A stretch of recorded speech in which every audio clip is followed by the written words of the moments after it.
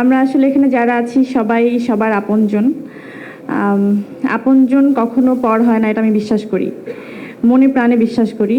আর remark যখন এই যে হার্ট শেপের মধ্যে একটা লোগো দেখতে পাচ্ছি আমরা, একটা হাতে একটা হাত, সো এই একটা লোগোই বলে দিচ্ছে, একটা সাইনই বলে দিচ্ছে যে হাত ধরাটা অনেক এত সোজা না, সহজ না, যে মানে অনেক সাহস লাগে, দম লাগে।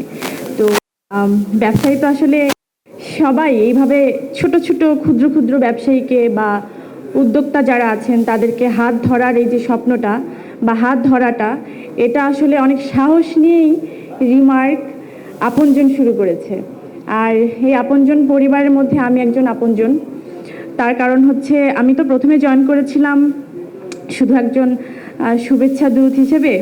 তারপরে আমার মনে হলো যে এটা কখন ফিল করলাম, কিভাবে ফিল করলাম জানি না, কাজ করতে করতে আমার এখন মনে হয় না যে আমি এই পরিবারের জাস্ট কাজ করছি, একজন মডেল, একজন শুভেচ্ছা দূত, এরকম আমার কোনো কিছু মনে হয় না।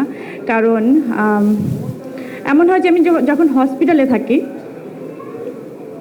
রিমার্ক থেকে আমার প্রথম যখন আমার এইসব কথা আমি কেন জানি ইমোশনাল কথাবার্তা বেশি হয়ে যায় আমার, কারণ আমাদের প্রোগ্রামটার নামই হচ্ছে আপনজন।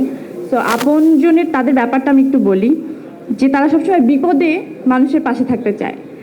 সমস্ত যখন মানুষ ভেঙে পড়ে তখন তাকে উঠাতে চায়, যে না তুমি ভেঙে পড়ো না, তোমার ওই যে পূজা যেভাবে বলে গেল, এই ধরনের আসলে ইমোশন আমার সাথে একটু বেশি হয়েছে রিমার্কের সাথে। যখন আমি প্রথম হালেনের সাথে সাইনটা করি তার পরপরই আসলে আমার নানু বা আমি দুজনেই অসুস্থ হয়ে হসপিটালে।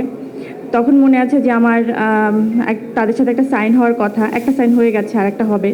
তো ওই সময় হসপিটালে বসে আমি সাইনটা করলাম আর আমাকে এতগুলো টাকা পাঠিয়ে দিল, মানে যে তুমি টেনশন করো না, আমরা আপনজন, তুমি এইটা দিয়ে বিল টিল দাও। মানে এই ধরনের বিষয়টা আসলে তাদের মধ্যে যে থাকে, উনি, আমি জানি না আমাদের চেয়ারম্যান স্যাররা কি হয়, যে